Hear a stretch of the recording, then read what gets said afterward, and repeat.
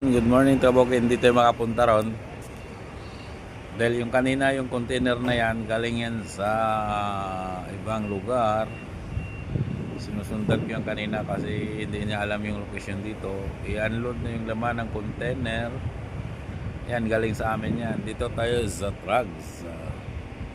Yan. So, i-unload na yung laman ng container.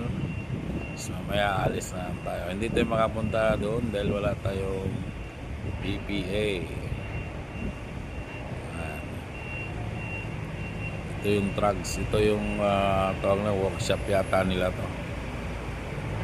Ayan o. Kita mo yung tao may kalay, may flagman. Kailangan nilagyan ng bakod nila yung container kasi yan talaga ang pinaka standard safety na taga-bukid. Nilagyan nila ng tape na bawal dumaan.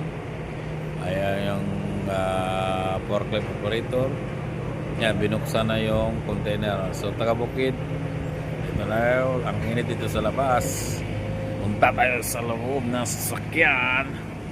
Ito tayong security. Lupit ng security dito taga-bukid. Akala mo piloto ng eroplano kasi yung suot niya napakatindi, may star pa. Boss, now I cannot go inside, no?